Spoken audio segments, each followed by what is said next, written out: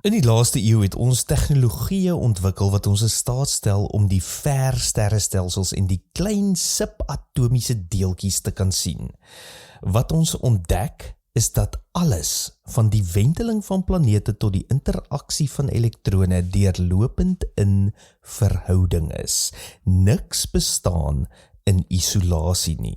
Welkom by die Sepcast, die plek waar ons geliefde stories op hulle koppe draai, waar ons kyk na wat die geskiedenis dalk oorgesien het en waar ons nie ontdek en saam groei. Nou hierdie ontdekking bring ons by 'n ou teologiese konsep, die drie-eenheid. Tradisioneel beskou as 'n abstrakte dogma, maar nou begin ons verstaan dat dit die fundamentele patroon van die werklikheid self weerspieël. Nou in die Christelike geloof word God verstaan as een wese in drie persone, Vader, Seun en Heilige Gees.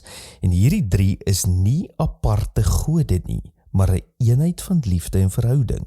Die term perichoresis beskryf hierdie dinamiese interaksie, 'n goddelike dans van selfgee en ontvangs. En wanneer ons na die heelal kyk, sien ons 'n soortgelyke patroon. Atome bestaan nie uit geïsoleerde deeltjies nie, maar uit die verhoudings tussen protone, neutrone en elektrone. Sterrestelsels vorm en beweeg in verhouding tot mekaar. Selfs ons menslike liggame funksioneer deur die samewerking van triljoene selle. Nou hierdie universele patroon van verhouding weerspieël die goddelike dans van die drie-eenheid. As die kern van die werklikheid verhouding is, wat beteken dit vir ons as mense?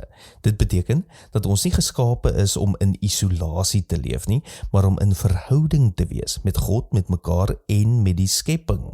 Ons identiteit is nie gebaseer op selfstandigheid nie, maar op verbondenheid. Soos die persone van die drie-eenheid hulle self aan mekaar gee, word ons uitgenooi om onsself aan ander te gee. In hierdie selfgee ontdek ons ware self. Nou in 'n wêreld wat dikwels gefokus is op individualisme en selfbevordering, bied die drie-eenheid 'n radikale alternatief. Dit nooi ons uit tot 'n lewe van deernis, empatie en diensbaarheid. Wanneer ons hierdie goddelike patroon van verhoudings omhels, begin ons 'n lewe lei wat die liefde en eenheid van die drie-eenheid weerspieël. Ons word deel van hierdie kosmiese dans en in daardie dans vind ons vreugde, betekenis en vervulling. Die drie-eenheid is nie net 'n teologiese konsep nie, dit is die struktuur van die werklikheid self. Deur hierdie lens begin ons die wêreld sien as 'n netwerk van verhoudings, 'n dans van liefde en eenheid.